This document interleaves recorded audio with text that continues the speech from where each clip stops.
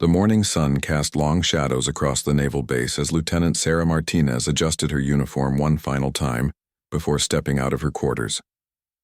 The crisp fabric felt foreign against her skin after months of recovery, but she wore it with the same pride that had carried her through 8 years of distinguished service. Her reflection in the mirror showed a woman changed by war, with new scars that told stories she wasn't ready to share, but her eyes still held the determination that had earned her a place among the Navy's elite. Sarah had always known she was different from the other SEALs. When she first enlisted, the looks of skepticism followed her everywhere. Men would whisper in corners, questioning whether a woman belonged in their ranks. She had proven herself time and again, completing every mission with precision and courage that earned respect from those who mattered. But today felt different. Today she was returning to active duty after an injury that had sidelined her for 6 months, and the whispers had started again. The injury had happened during a rescue operation in hostile territory. Sarah and her team had been extracting civilians from a war zone when an explosion ripped through their convoy. She had thrown herself over 2 injured children, taking the full force of debris that should have killed her. Instead, she survived with a traumatic brain injury that left her fighting not just for her life, but for her career. The doctors said she was lucky to be alive. Sarah said she was lucky to have saved those kids. Walking across the base now, she noticed the stares. Some were filled with admiration for her heroic actions that had made headlines. Others carried doubt about whether she was still fit for duty. The medical board had cleared her, but she knew that wouldn't stop the speculation. In the SEAL community, trust was everything, and some people needed time to rebuild that trust after any sign of weakness. The mess hall buzzed with morning conversation as Sarah entered. The familiar smell of coffee and bacon reminded her of countless mornings just like this one, when her biggest worry was the next training exercise or deployment. Now every interaction felt loaded with meaning. She grabbed a tray and moved through the line, nodding to familiar faces while trying to ignore the subtle shift in conversation that followed her presence. At a corner table, she spotted Marcus Thompson, a SEAL who had never hidden his belief that women didn't belong in combat roles. He was surrounded by younger recruits, his voice carrying across the room as he spoke about standards and tradition. Sarah had crossed paths with Marcus before, and their disagreements were well known throughout the unit. She chose a table on the opposite side of the room, hoping to avoid confrontation on her first day back. Her hope was short-lived. Marcus approached her table with deliberate steps, his coffee cup in hand and an expression that promised trouble. The mess hall gradually quieted as others sensed the tension building. Sarah looked up from her breakfast, meeting his gaze with steady calm that had served her well in far more dangerous situations than this one. "Well, look who's back," Marcus said, his voice loud enough for nearby tables to hear. "I heard you had quite the adventure over there. Shame about the injury, but maybe it's a sign that some people aren't cut out for this work." His words carried the weight of months of built-up resentment, and Sarah could feel the eyes of everyone in the room turning toward their table. Sarah set down her fork and looked at Marcus with the same composure she had shown under enemy fire. "Good morning to you too, Thompson. I see your manners haven't improved while I was away." Her response drew a few quiet chuckles from nearby tables, but the tension remained thick in the air. Marcus leaned closer, his voice dropping to a harsh whisper that somehow seemed more threatening than shouting. "This isn't a joke, Martinez. People's lives depend on every member of a team being at their best. How do we know you won't freeze up when things get tough? How do we know that injury didn't mess with your head more than the doctors want to admit?" The accusation hung in the air like smoke from a battlefield. Sarah felt her jaw tighten, but she kept her voice level. "The same way we know about anyone else, Thompson. We trust the medical professionals who cleared me, and we judge based on performance, not prejudice." Her words were carefully chosen, but everyone in the room could hear the steel beneath her calm exterior. The confrontation was interrupted by the arrival of Chief Petty Officer Williams, a veteran SEAL whose presence commanded immediate respect. He moved between the tables with the easy confidence of someone who had seen it all and lived to tell about it. "Is there a problem here?" he asked, his tone suggesting that there better not be. Marcus straightened up, suddenly aware that their argument had an audience of superior officers. "No problem, Chief, just welcoming Martinez back to the team." His sarcasm was thinly veiled, but he stepped back from Sarah's table. Chief Williams studied both of them for a moment before speaking. "Good to have you back, Martinez. Report to briefing room C at 0900. We've got a new assignment that requires your particular skills. He turned to Marcus with a look that could melt steel. Thompson, I believe you have training exercises to prepare for. As the chief walked away, Marcus leaned down one more time. This isn't over, Martinez. Sooner or later, everyone will see what I see. He walked away, leaving Sarah alone with her breakfast and the lingering stares of half the mess hall. Sarah finished her meal in relative quiet, her mind already shifting to the briefing ahead. She had faced enemy soldiers, hostile terrain, and life-threatening injuries. One bitter SEAL with outdated views wasn't going to break her spirit or derail her career. But as she walked toward the briefing room, she couldn't shake the feeling that Marcus Thompson represented something larger than just one man's prejudice. The hallways of the base were filled with the sounds of military life, boots on concrete, radio chatter, and the distant sound of training exercises. Sarah had missed these sounds during her recovery. They represented purpose, mission, and the brotherhood she had fought so hard to join. No one was going to take that away from her, especially not someone who let fear and tradition cloud his judgment. As she approached briefing room C, Sarah straightened her shoulders and prepared for whatever challenge lay ahead. The uniform she wore had been earned through blood, sweat, and sacrifice. Today was just another test, and she intended to pass it with the same honor and courage that had carried her this far. Briefing room C was already filled with familiar faces when Sarah entered. The mission planning team had assembled around a large table covered with maps, satellite photos, and tactical documents. Captain Rodriguez, the unit commander, looked up as she entered and gestured to an empty chair near the front of the room. The atmosphere was professional and focused, a welcome change from the tension in the mess hall. Martinez, good to have you back, Captain Rodriguez said with genuine warmth. Your expertise in hostage extraction is exactly what this mission requires. He activated a wall-mounted display showing aerial photographs of a compound in a mountainous region. We have a situation developing overseas. 3 American engineers were taken captive while working on an infrastructure project. Intelligence suggests they're being held here. Sarah studied the images carefully, her trained eye immediately identifying potential entry and exit points, defensive positions, and tactical challenges. The compound was situated on high ground with limited approach routes, making it a natural fortress. Traditional assault tactics would be costly and risky for the hostages. This was exactly the type of complex operation where her skills in unconventional warfare and precision strikes could make the difference between success and tragedy. What's the timeline? She asked, her mind already working through possible scenarios. The captain's expression grew more serious as he outlined the deteriorating situation. The captors had made contact with authorities, demanding the release of imprisoned associates in exchange for the hostages. The deadline was 72 hours, and intelligence suggested the captors were becoming increasingly unstable as international pressure mounted. The briefing continued for 2 hours, covering everything from weather patterns to local political dynamics. Sarah contributed several tactical suggestions that drew nods of approval from the planning team. Her suggestions for approach routes and extraction methods showed the kind of innovative thinking that had made her reputation in the SEAL community. When the meeting ended, she felt the familiar rush of adrenaline that came with preparing for a high-stakes mission. As the team filed out of the briefing room, Captain Rodriguez asked Sarah to stay behind. She sensed this wasn't going to be a routine debriefing conversation. The captain waited until they were alone before speaking, his expression showing the weight of command and the burden of making difficult decisions under pressure. I need to ask you something directly. Martinez, he began, settling into the chair across from her. Are you ready for this? Not just medically cleared, but truly ready. This mission will test every skill you have, and there won't be room for hesitation or self-doubt. His question wasn't accusatory like Marcus Thompson's challenge, but it carried the gravity of someone responsible for multiple lives. Sarah met his gaze without flinching. Sir, I've been ready since the day I woke up in that hospital bed. The injury taught me things about myself and about this job that I didn't know before.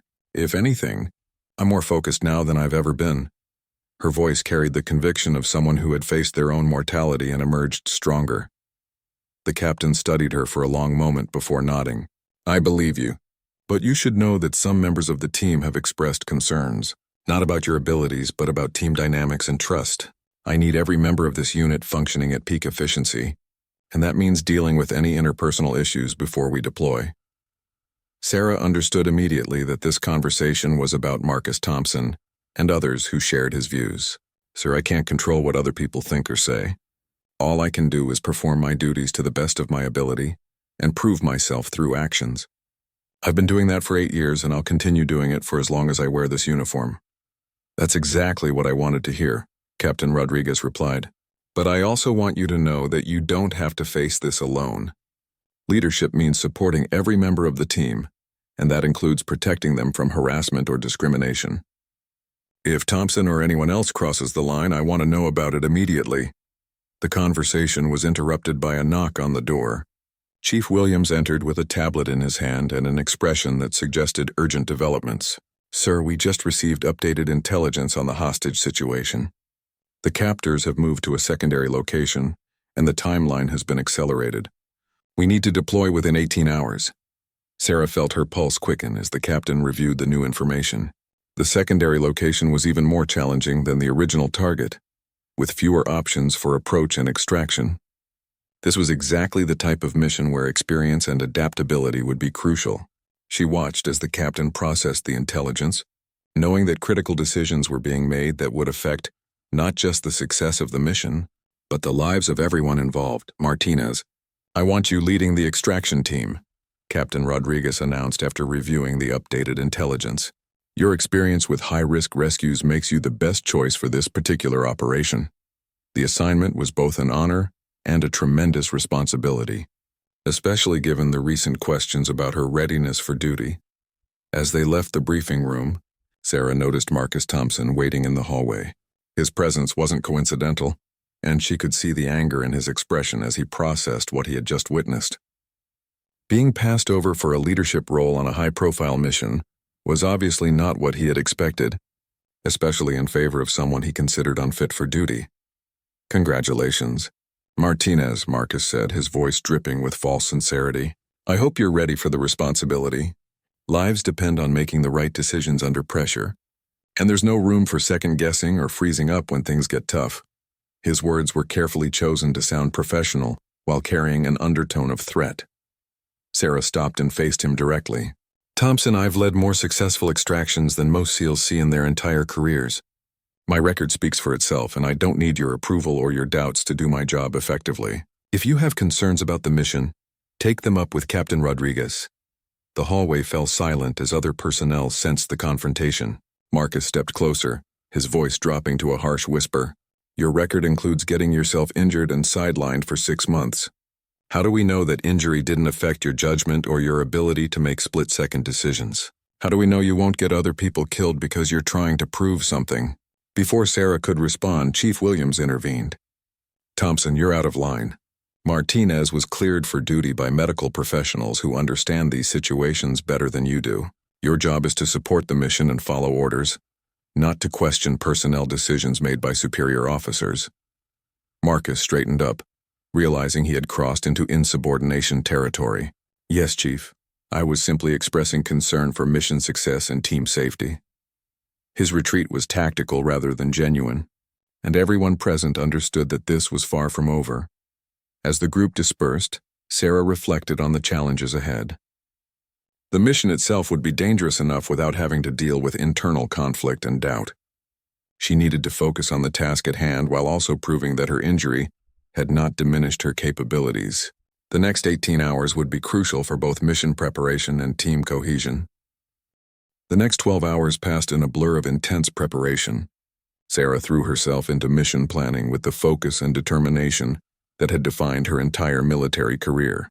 The tactical challenges of the hostage rescue required careful coordination between multiple teams, and every detail needed to be perfect. She worked alongside intelligence analysts, communication specialists, and weapons experts to develop a comprehensive strategy that would maximize the chances of success while minimizing risk to both the hostages and the rescue team. The updated intelligence painted a complex picture of the target location. The captors had moved the hostages to an abandoned mining facility in mountainous terrain, surrounded by natural barriers that made approach difficult. Satellite imagery showed guard positions, vehicle placements, and potential escape routes. Sarah studied every detail, looking for weaknesses in the defensive setup that could be exploited during the rescue operation. During the planning session, she noticed that Marcus Thompson had been assigned to the support team rather than the primary assault group. This decision by Captain Rodriguez was clearly intentional, designed to minimize potential conflicts during the critical phases of the mission. However, Sarah knew that Marcus would interpret this as further evidence of favoritism and bias in her favor. As the team conducted equipment checks and rehearsals, Sarah demonstrated the same level of precision and attention to detail that had earned her reputation as one of the unit's most reliable operators. Her movements were sharp and confident, showing no signs of hesitation or uncertainty. Fellow team members who had worked with her before fell into familiar patterns of cooperation and mutual support. The rehearsals took place in a mock-up facility that replicated the key features of the target location. Sarah led her team through multiple scenarios, adjusting tactics based on different contingencies and potential complications. Her leadership style emphasized clear communication and adaptive thinking, qualities that had served her well in previous operations. During a break between rehearsals, Sergeant Collins, a veteran SEAL who had served alongside Sarah on multiple deployments, approached her with a concerned expression. Collins was respected throughout the unit for his experience and judgment, making his opinion particularly valuable in situations like this. "Sarah, I need to tell you something," Collins began, his voice low enough to avoid being overheard by others. "Thompson has been talking to some of the newer guys, raising questions about your fitness for duty. He's being careful not to say anything that could be considered direct insubordination, but he's definitely trying to undermine confidence in your leadership." Sarah felt a flash of anger, but kept her expression neutral. This type of behavior was exactly what she had feared, and it represented a threat not just to her personally, but to the success of the entire mission. Team cohesion was critical in high-risk operations, and doubt or mistrust could lead to hesitation at crucial moments. "What specifically is he saying?" she asked, needing to understand the full scope of the problem before deciding how to address it. Collins provided details about conversations he had overheard, including suggestions that Sarah might freeze under pressure or make poor decisions due to her injury. "I've tried to counter his arguments," Collins continued, "but you know how these things work. Plant enough doubt, and people start questioning things they never questioned before. Some of the younger SEALs don't have enough experience with you to know better." Sarah appreciated Collins' loyalty and support, but she also understood that this situation required careful handling. Direct confrontation with Marcus could escalate the conflict and create even more disruption. At the same time, allowing his campaign of doubt to continue unchallenged could seriously compromise mission effectiveness. "I'll handle it," she told Collins, "but I need you and the other veterans to keep reinforcing the facts. My record, my training, my proven abilities under pressure. Don't let speculation and rumor override actual experience and evidence." The conversation was interrupted by an announcement over the facility's public address system. Captain Rodriguez was calling all mission personnel to the main briefing room for final mission updates and departure instructions. The time for preparation was ending, and the time for action was about to begin. As the team assembled in the briefing room, Sarah noticed the careful way people positioned themselves. The veterans who knew her capabilities sat near the front, while some of the newer team members seemed to cluster around Marcus Thompson. The division wasn't absolute, but it was noticeable enough to concern her. Captain Rodriguez began the briefing with updated intelligence about the hostage situation. The captors had made additional demands and were showing increasing signs of instability. Time was running out, and the mission would need to proceed within the next 6 hours. The pressure on everyone in the room was mounting, and Sarah could feel the weight of expectations and doubts pressing down on her. During the briefing, Marcus raised a question that seemed routine on the surface but carried deeper implications. "Sir, given the complexity of this operation and the high stakes involved, shouldn't we consider having additional backup leadership in place? Just in case unexpected complications arise during the extraction phase?" The question was professionally phrased, but everyone in the room understood its real meaning. Marcus was suggesting that Sarah might not be capable of handling unexpected challenges and that backup plans should be in place to compensate for her potential failures. Captain Rodriguez addressed the question directly. All missions have contingency plans and backup protocols. Lieutenant Martinez has been briefed on all aspects of the operation, and she has the authority and responsibility to make tactical decisions as the situation develops. That's why she was chosen to lead this extraction. Sarah appreciated the captain's support, but she also recognized that the question had accomplished Marcus's goal of raising doubts in front of the entire team. Some of the newer personnel were now wondering if there were concerns about her leadership that hadn't been explicitly stated. After the briefing, as the team prepared for departure, Sarah made a decision that would define not just this mission but her entire future in the SEAL community. Instead of avoiding the conflict or trying to work around it, she chose to address it head-on in a way that would settle the question once and for all. She approached Marcus directly as he was checking his equipment. "Thompson, we need to talk privately before we deploy. There are things that need to be said, and I'd rather deal with them now than have them hanging over this mission." Marcus looked up from his gear with an expression that mixed surprise and anticipation. "Sure, Martinez. I'm always willing to discuss mission-related concerns." His response was careful and professional, but she could see the challenge in his eyes. They walked to an empty equipment room where they could speak without being overheard. Sarah closed the door and turned to face Marcus directly. The conversation that followed would determine whether they could function as a team or whether the conflict would continue to undermine their effectiveness. "Let's be honest about what's really going on here," Sarah began. "This isn't about my injury or my fitness for duty. This is about your belief that women don't belong in combat roles. And you're using my injury as an excuse to try to prove that point." Marcus's careful facade dropped slightly, revealing the anger and resentment that had been building for months. "Maybe it is, and maybe that's because I've seen what happens when people are put in positions they're not qualified for. This job requires certain qualities that can't be taught or wished into existence." The tension in the equipment room was thick enough to cut with a knife as Sarah faced Marcus directly. His mask of professional concern had slipped, revealing the prejudice that had been driving his behavior all along. She had expected this moment to come eventually, but the timing couldn't have been worse with a critical mission just hours away.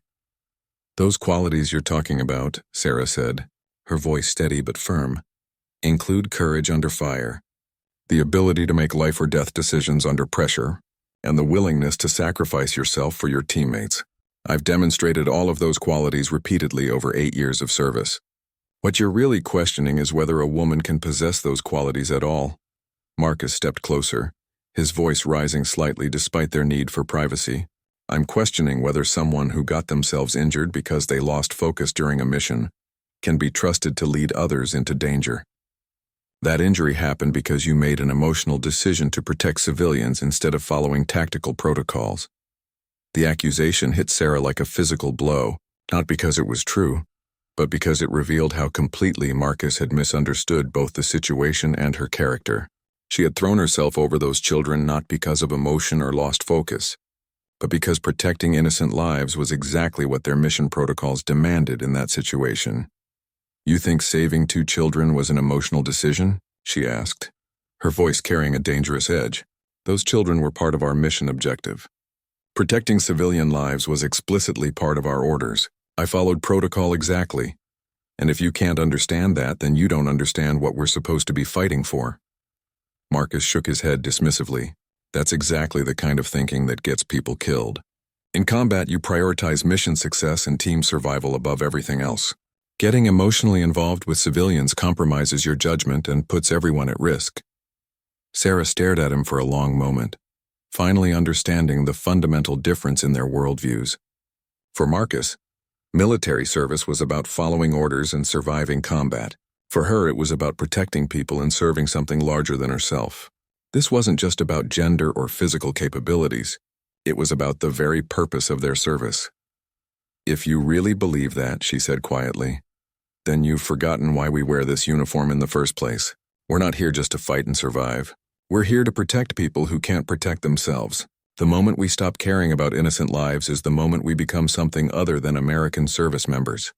Their argument was interrupted by a knock on the door. Chief Williams entered without waiting for permission, his expression showing that he had been looking for them and suspected what he might find. The chief had dealt with personality conflicts before, but never so close to a critical mission deployment. "Is there a problem here?" Williams asked. though his tone suggested he already knew the answer. Both Sarah and Marcus straightened up, suddenly reminded that they were having this confrontation when they should have been focused on mission preparation. "No problem, Chief," Marcus replied quickly, "just discussing tactical approaches for the mission." His lie was transparent, but it gave both of them a face-saving way to end the confrontation without formal disciplinary action. Chief Williams looked between them with the skeptical expression of a veteran who had seen every excuse and explanation imaginable. "Good, because in 30 minutes we're wheels up for one of the most important missions this unit has undertaken in years. Whatever personal issues you two have, they stay here. The only thing that matters for the next 24 hours is bringing those hostages home safely." After the chief left, Sarah and Marcus stood in uncomfortable silence for several moments. The confrontation hadn't resolved anything, and if anything, it had made their fundamental disagreements even clearer. But they were both professional enough to understand that their personal conflict would have to wait until after the mission was completed. "This conversation isn't over," Marcus said as he gathered his equipment. "But you're right about one thing.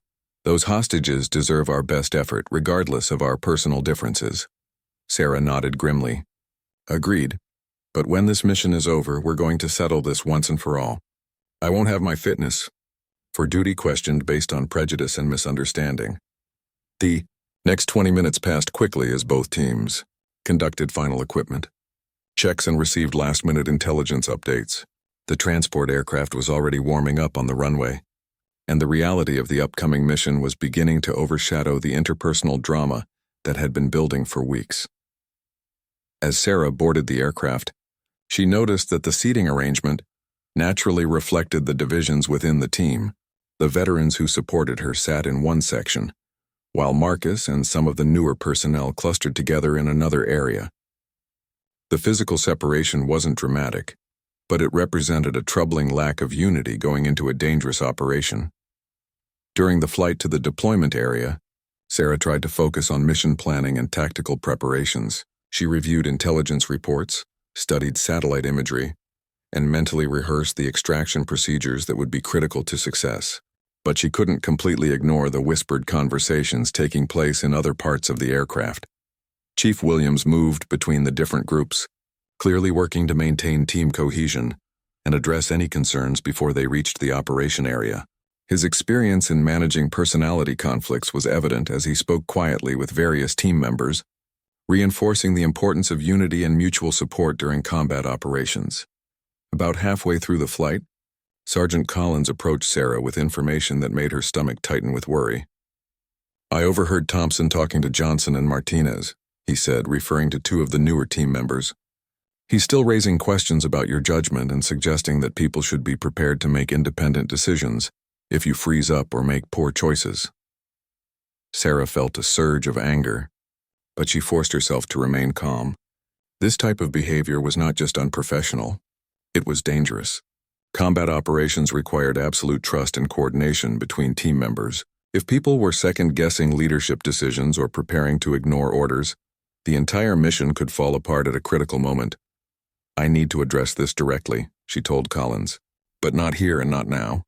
During the mission, everyone follows orders and protocols exactly as planned. After we get back, I'll deal with Thompson and anyone else who thinks they can undermine team unity." The aircraft began its descent toward the staging area, and Sarah shifted her focus entirely to the mission ahead. Personal conflicts and political maneuvering would have to wait. 3 American hostages were depending on her team to perform flawlessly, and she wasn't going to let anything compromise their chances of survival. As they prepared for insertion, Sarah caught Marcus watching her with an expression that mixed challenge and calculation. She realized that he was probably hoping she would fail during this mission, providing him with evidence to support his arguments about women in combat roles. The thought was both infuriating and motivating. Looking around the aircraft at her team, Sarah made a silent promise to herself and to the hostages they were going to rescue. This mission would succeed not just because it was her duty, but because she was going to prove once and for all that her place in the SEAL community was earned through competence, courage, and dedication. Marcus Thompson's doubts would be answered not with words but with actions that left no room for question or debate. The insertion went exactly as planned. Under cover of darkness, Sarah's team fast-roped from helicopters into the mountainous terrain surrounding the abandoned mining facility. The night vision equipment revealed a landscape of rocky outcroppings and abandoned mining equipment that provided both concealment and obstacles for the approaching rescue team. Every member moved with the silent precision that marked elite military units, their months of training evident in every step and gesture. Sarah positioned herself at the center of the formation, maintaining visual and radio contact with all team elements as they moved toward their objective. The intelligence reports had been accurate about the terrain and the facility layout, but she knew that the real test would come when they encountered the captors and began the actual extraction of the hostages. The abandoned mining facility loomed ahead in the darkness, its industrial structures creating a maze of potential hiding places and defensive positions. Sarah used hand signals to direct her team into position around the perimeter, with each element responsible for specific sectors and approaches. The coordination was flawless, demonstrating the high level of training and experience that defined SEAL operations. Through her night vision scope, Sarah could see the guards positioned around the facility. The captors had chosen their location well, with natural barriers limiting approach routes and elevation providing excellent fields of fire. However, their defensive setup also revealed weaknesses that could be exploited by a well-trained assault team. "Overwatch teams in position," came the whispered radio report from Sergeant Collins, who was leading the sniper team. "I have eyes on 4 external guards and movement inside the main building. No signs of the hostages yet, but thermal imaging suggests multiple heat signatures in the eastern section." Sarah acknowledged the report while studying the facility through her own optics. The eastern section made tactical sense for holding hostages, as it was the most secure part of the complex and farthest from potential rescue approaches. However, it also meant that any assault would need to penetrate deeply into the facility, increasing both risk and complexity. "Alpha Team, begin your approach," she ordered through the radio. "Beta Team, maintain overwatch and be ready to provide covering fire. Charlie Team, secure the perimeter and watch for any attempt to move the hostages." The next 10 minutes unfolded with the mechanical precision of a well-rehearsed operation. Alpha Team moved through the facility's outer defenses, neutralizing guards with silent efficiency while Beta Team provided overwatch support. Sarah monitored every aspect of the operation, making tactical adjustments as the situation developed and new information became available. The first complication arose when Alpha Team discovered that the hostages had been moved from the eastern section to a more heavily defended area in the center of the facility. This change required immediate tactical adjustments, as the original rescue plan was no longer viable, given the new layout and defensive positions. "Change of plans," Sarah announced over the radio. "Alpha Team, hold position while we reassess. Beta Team, can you confirm hostage location in the central building?" The ability to adapt quickly to changing circumstances was exactly the type of leadership skill that separated experienced operators from those who followed rigid scripts. "Confirmed," came Collins' response. 3 heat signatures in the central building, surrounded by at least 6 hostiles. "The building has limited entry points and good defensive positions. This is going to be challenging." Sarah studied the new situation through her scope, evaluating options and calculating risks. The central building was much more difficult to assault than the original target, but it wasn't impossible. It would require precise timing and coordination, with no room for hesitation or error.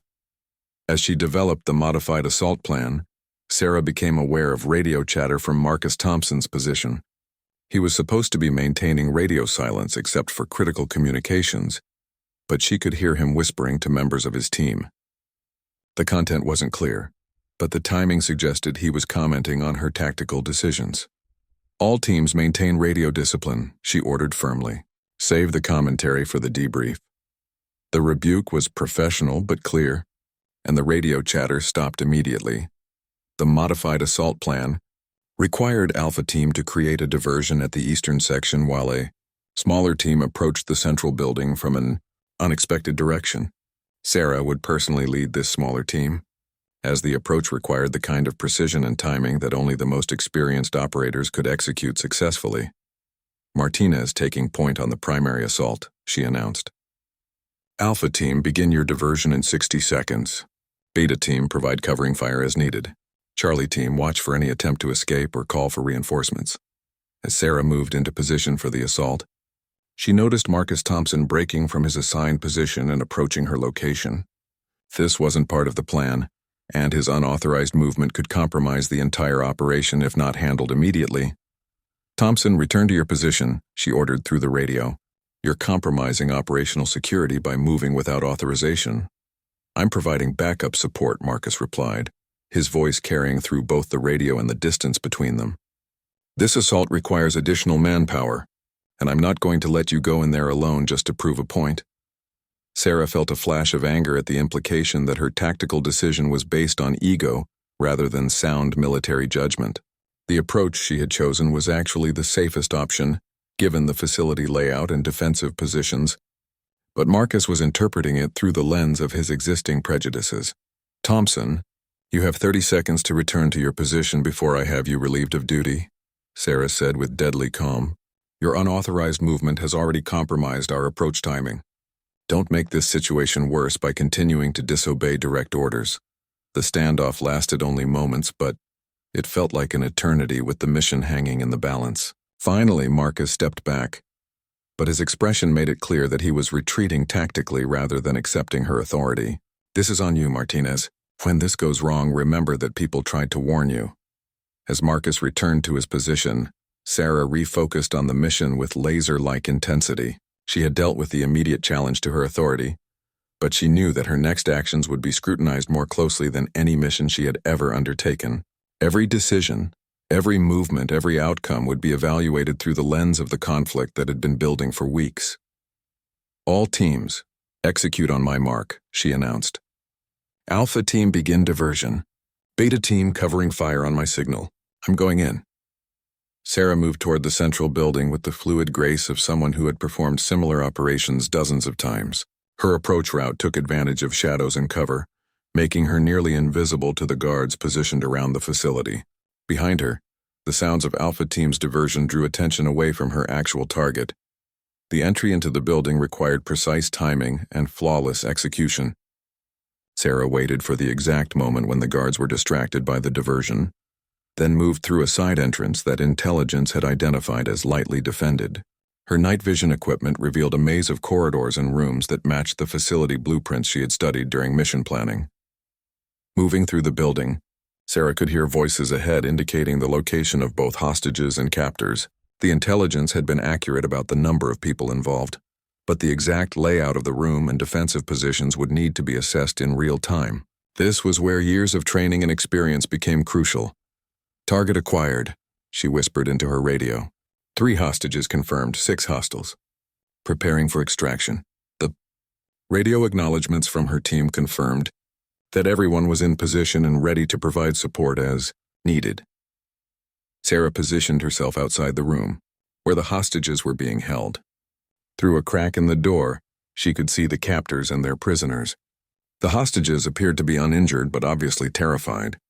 The captors were armed and positioned defensively, making any assault extremely dangerous for everyone involved. The tactical situation required split-second timing and perfect execution. Sarah would need to neutralize multiple armed opponents while protecting 3 civilian hostages in a confined space. One mistake could result in multiple deaths and mission failure. This was exactly the type of high-pressure situation where doubt or hesitation could prove fatal. Taking a deep breath, Sarah prepared for what she knew would be the defining moment of both this mission and her career. Everything she had trained for, everything she had endured, and everything she had proven over 8 years of service came down to the next 60 seconds.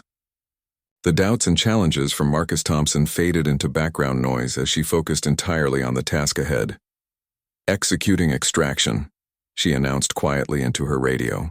"All teams, stand by for my signal. Have direct orders to maintain your position," she said firmly.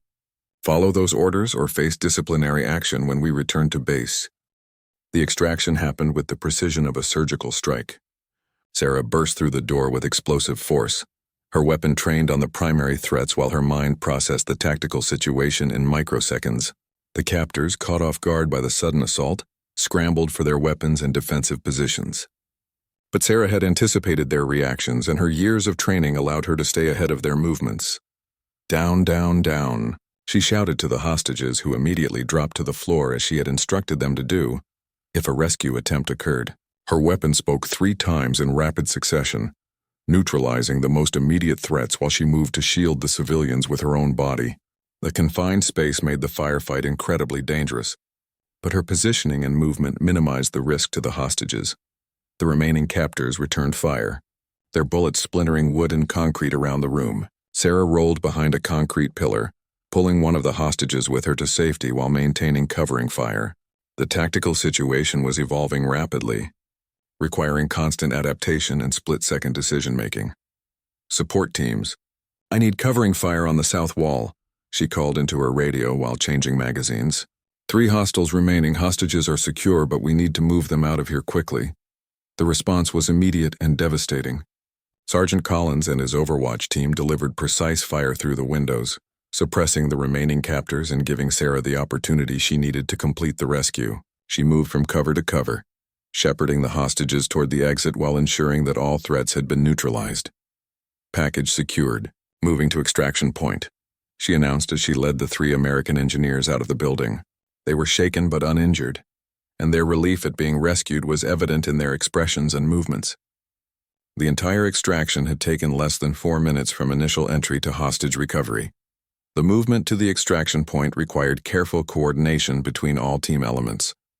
Sarah's group moved with the hostages while other teams provided security and cleared potential ambush points along the route. The professionalism and precision of the operation demonstrated why SEAL teams were considered among the world's elite special operations units. As they reached the helicopter landing zone, Sarah could see Marcus Thompson's expression in the ambient light from the aircraft. His face showed a mixture of surprise and grudging respect, as if he hadn't expected the mission to succeed so smoothly.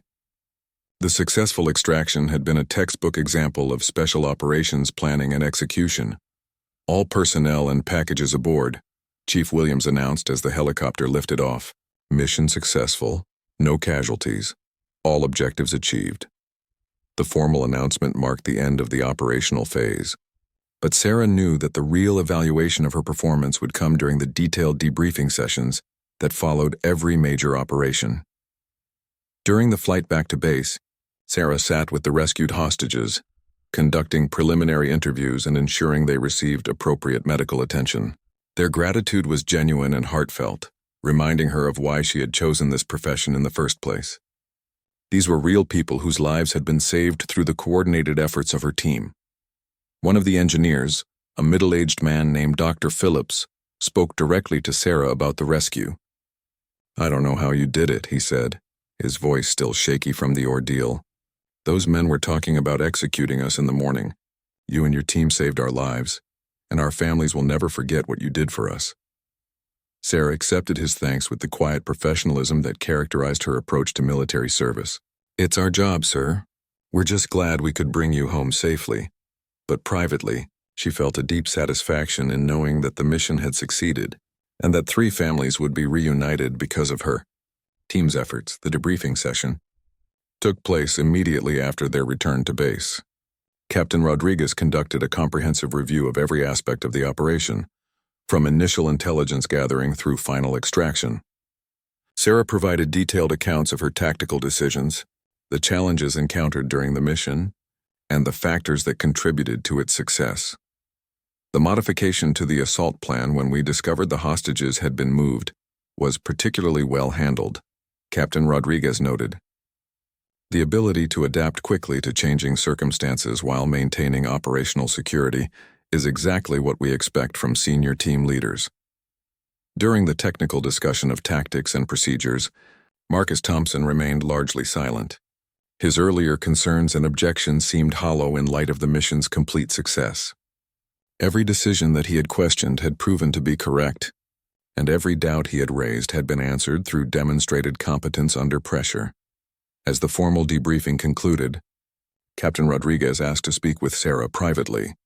They walked to his office where he could address the interpersonal issues that had complicated the mission, preparation without involving the entire team in what should remain a personnel matter. "I'm aware that there were some tensions within the team during mission prep," the captain began carefully. "I want to know if those issues affected operational effectiveness or if they're likely to be ongoing problems that need to be addressed." Sarah considered her response carefully. She could file formal complaints about Marcus Thompson's behavior and insubordination, which would likely result in disciplinary action and possibly end his career. Alternatively, she could handle the situation through informal channels, hoping that the successful mission had resolved the underlying conflicts. "Sir, there were definitely some interpersonal challenges," she admitted, "but they didn't compromise the mission, and I believe the successful outcome has addressed most of the underlying concerns. I'd prefer to handle any remaining issues at the team level rather than through formal disciplinary procedures." Captain Rodriguez studied her for a moment before nodding approvingly. "That shows good judgment and leadership maturity. However, I want you to know that if similar problems arise in the future, formal action will be taken. This unit depends on mutual respect and trust, and I won't tolerate behavior that undermines either of those qualities." As Sarah left the captain's office, she reflected on the events of the past 24 hours. The successful mission had proven her capabilities beyond any reasonable doubt, but she knew that changing deeply held attitudes would require more than a single operation. Some people would always find reasons to question her presence in the SEAL community, regardless of her performance or achievements. Walking across the base toward her quarters, Sarah noticed Marcus Thompson approaching from the direction of the equipment storage area. His expression was different from their previous encounters, lacking the hostility and skepticism that had characterized their interactions over the past several weeks. "Martinez," he called out as he drew near, "I need to talk to you about something." Sarah stopped and turned to face him, unsure what to expect but prepared for another confrontation if necessary. The day had been long and emotionally draining, and she wasn't in the mood for more arguments about her fitness for duty or place in the unit. Marcus looked uncomfortable as he struggled to find the right words. "What you did today," he began slowly, "that was professional-level performance under extreme pressure. The tactical decisions, the execution, the leadership. It was exactly what this job requires." Sarah waited for the but that she expected to follow, the qualification or excuse that would minimize her achievement. Instead, Marcus continued with what appeared to be genuine acknowledgement of her capabilities. "I've been wrong about some things," he said, meeting her eyes directly. "My concerns about your injury and your readiness for duty were based on assumptions rather than evidence. Today provided that evidence, and I was wrong to question your competence." The admission was unexpected and significant. Sarah could see that it was difficult for Marcus to acknowledge his mistakes, especially given how publicly he had challenged her authority and capabilities. His willingness to admit error showed a level of intellectual honesty that she hadn't expected. Sarah studied Marcus for a long moment, trying to determine if his acknowledgement was genuine or simply a tactical retreat after the success of the mission. His body language and expression suggested sincerity, but she had learned to be cautious about accepting apologies that might be motivated more by circumstances than by real change in attitude. "I appreciate that, Thompson," she said carefully, "but I need to know if this is really about my performance today, or if you're just adjusting your position because the mission succeeded. There's a difference between acknowledging competence and actually changing your fundamental beliefs about women in combat roles." Marcus shifted uncomfortably, clearly aware that his credibility was at stake. "That's a fair question, and you deserve an honest answer. I still have questions about physical standards and the integration of women into special operations units. But what I saw today was a professional soldier performing at the highest level, under extreme pressure. Whatever my theoretical concerns might be, I can't argue with results like that." The conversation was interrupted by the arrival of Chief Williams, who approached them with a serious expression that suggested official business rather than casual interaction. Both Sarah and Marcus straightened up, recognizing the shift to formal military protocol that the chief's presence represented. "Martinez. Thompson." The chief acknowledged them both before focusing on Sarah. "The commander wants to see you in his office immediately. There's been a development regarding the hostage rescue that requires your attention." Sarah felt a momentary concern that something had gone wrong with the mission or that there were complications she wasn't aware of. However, Chief Williams' expression didn't suggest crisis or emergency, leaving her uncertain about what to expect from this unexpected summons. As they walked toward the command building, Chief Williams provided additional context. "The rescue operation has attracted attention at the highest levels of command. There are people who want to discuss the mission details and your role in its success. This could be very significant for your career.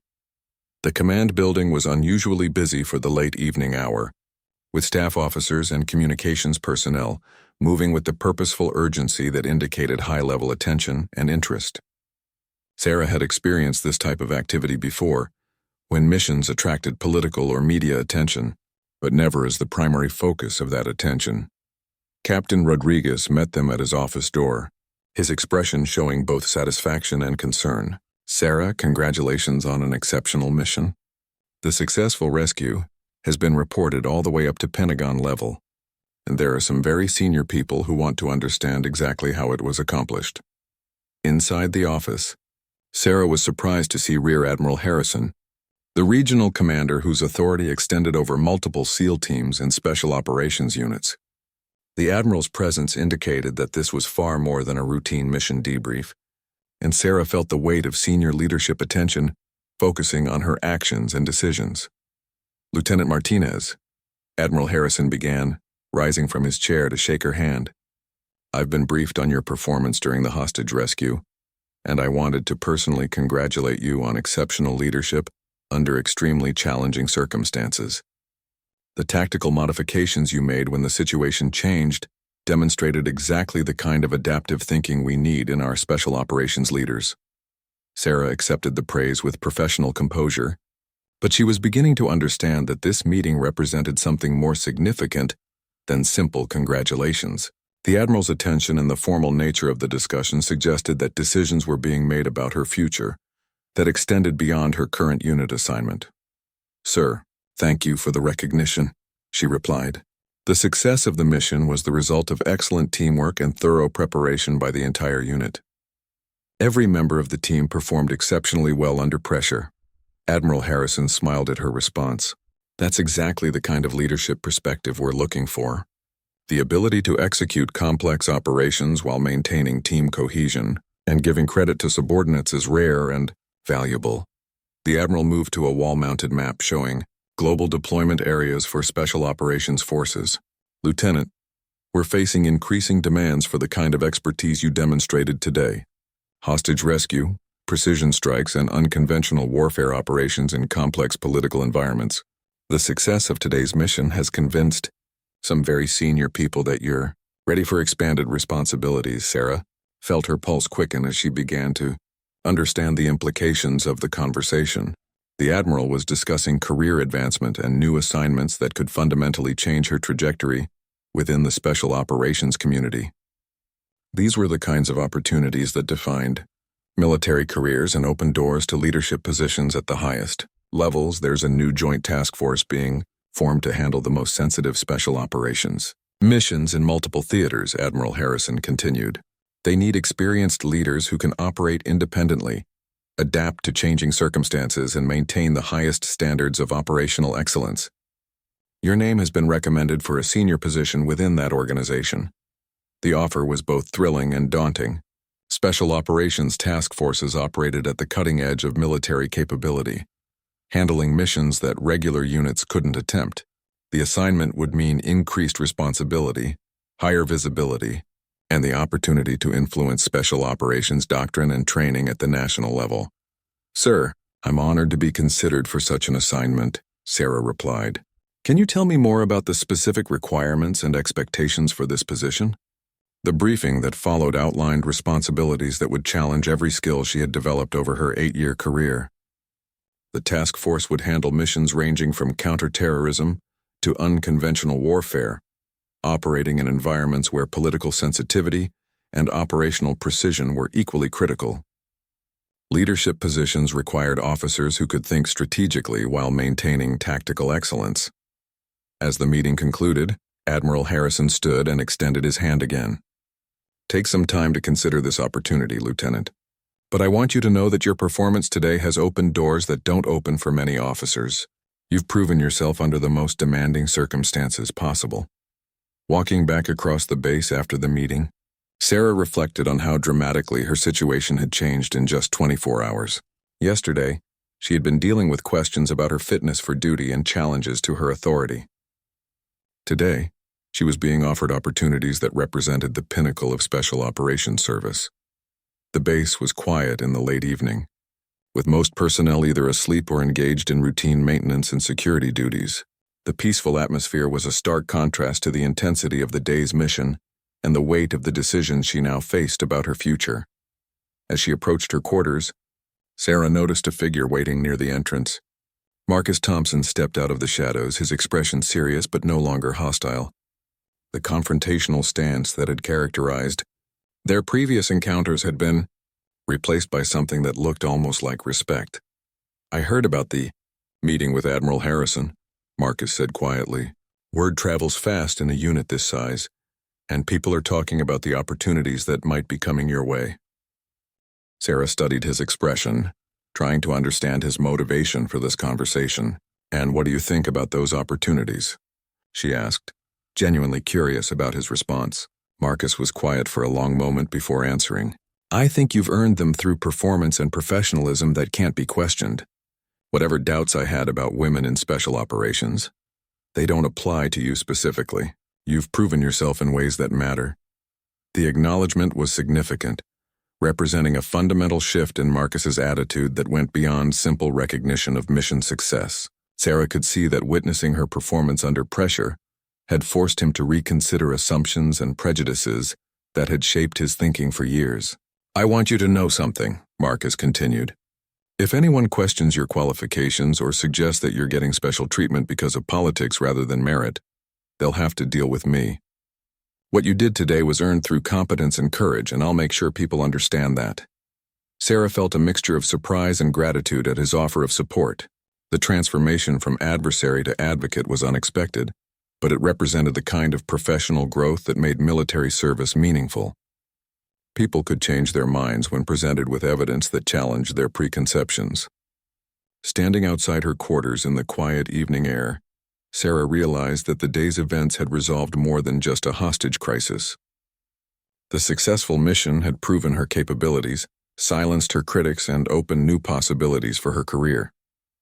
More importantly, it had demonstrated that professional excellence could overcome prejudice and that earned respect was more powerful than any formal recognition. As Marcus walked away and Sarah entered her quarters, she reflected on the journey that had brought her to this moment. From the doubts and challenges of the morning to the opportunities and recognition of the evening, the day had been a reminder of why she had chosen this profession and what it meant to serve something larger than herself. The uniform hanging in her closet was no longer just a symbol of her place in the SEAL community. It had become a representation of proven competence, earned respect, and the unlimited possibilities that came with dedication to excellence. Tomorrow would bring new challenges and opportunities, but tonight, Sarah Martinez could rest knowing that she had answered every question about her fitness to wear that uniform.